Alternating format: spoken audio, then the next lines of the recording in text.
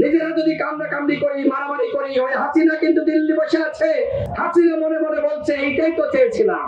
কালকে কিন্তু আপনার অবস্থা নুরুল্লাহ নূরের মতো হবে, কালকে কিন্তু ফাঁসিবাদ ফিরে আসবে।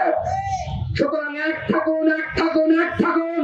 সরিয়ে দেওয়া হলো, এরপরে কি হয়েছে? আইন শৃঙ্খলা পরিস্থিতির কোনো উন্নয়ন করতে পেরেছেন? তাহলে পরিবর্তনটা করে লাভটা কি হলো? কোনো লাভ তো হয়নি, কোনো লাভ হয় নাই। সংগ্রামী সাথী ও বন্ধুগণ, আমি আবারও বলতে চাই, আজকে গণ অধিকার পরিষদের উপরে হামলা হয়েছে, আমাদের দলীয় কার্যালয় তছনছ করা হয়েছে, আমাদের বোনেরা আক্রান্ত হয়েছে। এই ঘটনার যদি বিচার না হয়, তাহলে বাংলাদেশে আর কোন ঘটনার বিচার হবে না। নুরুল্লাহ নূরের উপর হামলা করে যদি কেউ পার পেয়ে যায়, আমাদেরকে রক্তাক্ত করে যদি কেউ মুক্তি পেয়ে যায়, তাহলে বাংলাদেশের জনগণ, এই বিপ্লবী জনতা, আপনারা শুনে রাখুন, এদেশে কখনোই আপনারা বিচার ব্যবস্থার উন্নয়ন ঘটাতে পারবেন না।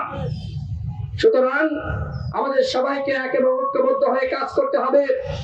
বিএনপি, জামাত ইসলাম, ইসলামী আন্দোলন, এনসিপি সহ বাংলাদেশের অন্যান্য রাজনৈতিক দল, গণতন্ত্র মঞ্চ, 12 দলীয় জোট, যারাই বাংলাদেশে ফ্যাসিবাদ বিরোধী শক্তি আছেন, সবার প্রতি আমার সর্বশেষ আহ্বান, এক থাকুন, একতাবদ্ধ থাকুন, ছাড় দেওয়ার মানসিকতা অর্জন করুন।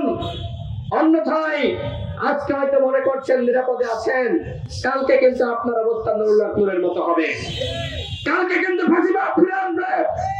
সুতরাং এক থাকুন, এক থাকুন, এক থাকুন, এক থাকার কোন বিকল্প নাই।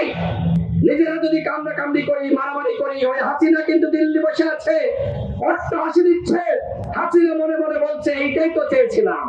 ভিন্ন দল ভিন্ন